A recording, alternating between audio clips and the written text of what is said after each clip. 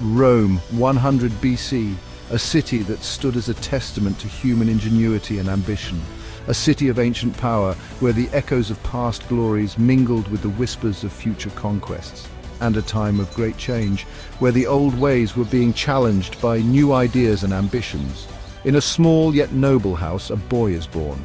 His cries herald the arrival of a new force in Roman history. His name, Gaius Julius Caesar, a name that would one day be known across the world. Caesar's family, the Julii, claimed descent from Venus herself. This divine lineage was a source of pride and a symbol of their ancient heritage. They were patricians, Rome's elite. The Julii were part of the fabric of Rome's aristocracy, intertwined with its history and politics, but their fortunes had faded. The grandeur of their past was now a shadow, and their influence waned. Young Caesar, however, showed promise. He was bright, ambitious, and destined for greatness. Even as a child, his keen mind and unyielding spirit set him apart. Caesar's world was one of gladiators, gods, and glory. The spectacles of the arena, the reverence of the temples, and the rituals of Roman life were the backdrop of his formative years. The Roman Republic, a beacon of democracy, was in turmoil. Political strife and social unrest were rampant, shaking the foundations of the state. Powerful generals vied for control. Ambitious leaders sought to carve out their own legacies, often at the expense of the Republic's stability. The Senate, Rome's ruling council, struggled to maintain order. The once unified body was now a battleground of competing interests and ideologies. Caesar, growing up amidst this chaos, learned the art of survival. The streets of Rome were his classroom, and the political upheaval his lessons. He received a traditional education. His studies were rigorous, encompassing a wide range of subjects that prepared him for the complexities of Roman life. Rhetoric, philosophy, and warfare, essential skills for a Roman of his standing. He excelled in all. His eloquence in speech, depth of thought, and prowess in combat marked him as a future leader. As Caesar came of age, Rome's internal struggles intensified. The city was a hotbed of political intrigue and social unrest, with various factions vying for power. Young Caesar, ambitious and astute, observed these dynamics closely. He knew that to make a mark, he needed to choose his path wisely. He chose a military career, a path to power. The Roman military was not just a career, it was a way to gain influence and respect. Caesar's decision was strategic, aimed at building a reputation that would precede him. He trained rigorously, learning the art of war and the discipline required to lead men into battle. His first taste of war came in Asia. It was here that he faced the harsh realities of combat. The battles were fierce and the stakes were high. Caesar quickly adapted, showing a natural aptitude for military strategy and leadership. His ability to remain calm under pressure earned him the respect of his peers and superiors. He proved himself a capable soldier, brave and cunning. His bravery on the battlefield was matched by his cunning in strategy. He was not just a warrior, but a thinker, always planning his next move. This combination of courage and intellect set him apart from other soldiers. Caesar rose through the ranks. His promotions were a testament to his skills and determination. Each new rank brought more responsibilities and opportunities to showcase his leadership. He was not content with just being a soldier. He aspired to be a leader of men, a general who could command respect and loyalty. He fought with distinction in Gaul, which is modern-day France. He conquered vast territories. The campaigns in Gaul were some of the most challenging and rewarding of his career. The terrain was difficult and the enemy was fierce, but Caesar's strategic brilliance shone through. His victories in Gaul expanded Rome's territories and solidified his reputation as a formidable military leader.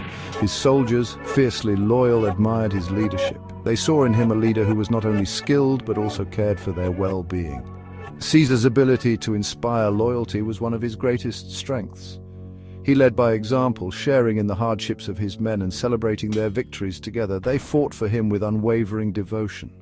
This loyalty was not just born out of respect, but also out of a deep sense of camaraderie.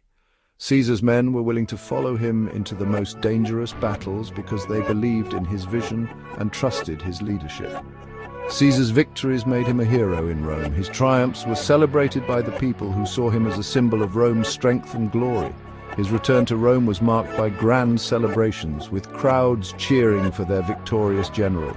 Caesar's popularity soared and he became a beloved figure among the Roman populace. The people celebrated his triumphs. The streets of Rome were filled with jubilant crowds, eager to catch a glimpse of their hero. Parades were held in his honor and his name was on everyone's lips. Caesar's success was not just a personal achievement, but a source of pride for all of Rome. The Senate, however, grew wary. They feared his ambition. While the people adored him, the Senate saw him as a potential threat to their power. Caesar's growing influence and popularity made the senators uneasy. They worried that his ambition would lead him to seek more power, potentially upsetting the delicate balance of Roman politics. They saw him as a threat to their authority. The Senate's concerns were not unfounded. Caesar's ambition was indeed boundless, and his vision for Rome extended far beyond the traditional limits of senatorial power. The tension between Caesar and the Senate would eventually lead to one of the most dramatic and pivotal moments in Roman history. In 49 BC, the inevitable happened. The Roman Republic, already strained by internal conflicts and power struggles, was about to face a turning point that would change its history forever. The Senate, wary of Julius Caesar's growing influence and military successes, ordered him to disband his army. They saw him as a threat to their authority and the stability of the Republic.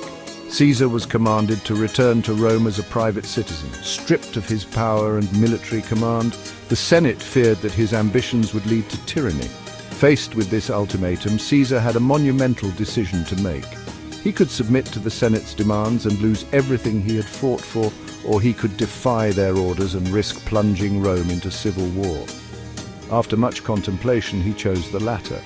With his loyal legions by his side, Caesar made the fateful decision to cross the Rubicon River, a boundary that no general was permitted to cross with an army. This bold move was a direct challenge to the Senate's authority. By crossing the Rubicon, Caesar effectively declared war on the Senate and the Republic. It was an act of defiance that would ignite a conflict, the likes of which Rome had never seen before. "The die is cast," he famously declared, acknowledging that there was no turning back. His words echoed through history, symbolizing the point of no return. With unwavering determination, Caesar and his legions marched towards Rome. Their advance was relentless, and their loyalty to Caesar was unshakable. The Senate, paralyzed by fear and unable to muster a defense, fled the city in panic. The once mighty Republic was now at the mercy of Caesar's ambition and military prowess. Caesar entered Rome triumphantly. The people hailed him as their savior. He was now the most powerful man in the Republic. He assumed the title of dictator, initially for a year. But power, once tasted, is hard to relinquish. As dictator, Caesar wielded absolute authority. He used it to restore order, to enact reforms. He granted citizenship to conquered peoples. He reformed the calendar. He initiated public works projects. Rome, under his rule, prospered. Section 5. Reformer and Ruler. Caesar's reforms, however, were not universally welcomed. The Senate, stripped of its power, resented him. They saw him as a tyrant, destroying the Republic. Caesar's ambition knew no bounds. He styled himself dictator for life. He erected statues in his own image. He even had his own month, July, named after him. His actions alienated even his closest allies. On March 15, 44 BC, a group of senators led by Brutus and Cassius lured Caesar to the Senate. They claimed to discuss important matters. In reality, they planned his assassination. As Caesar entered the Senate chamber, the assassins surrounded him. They struck him with their daggers. Caesar, shocked and betrayed, cried out, "Et tu, Brute? You too, Brutus?" He fell to the ground, lifeless. Caesar's assassination plunged Rome into chaos. The people, outraged by his murder, demanded justice. A power vacuum emerged. The conspirators, hunted by Caesar's loyalists, fled Rome. A bloody civil war erupted. Caesar's adopted son Octavian and his loyal general Mark Antony fought against the assassins. The Republic, already weakened, was torn apart. Caesar's assassination had far-reaching consequences. It marked the end of the Roman Republic. The ensuing civil war led to the rise of the Roman Empire. Caesar's name became synonymous with power, with ambition. His life and death became the stuff of legends. He was a brilliant general, a shrewd politician, a ruthless dictator. Julius Caesar's story is a cautionary tale, a tale of ambition, power, and betrayal. His rise and fall remind us that even the greatest empires are built on shaky foundations, and that the pursuit of power can have tragic consequences.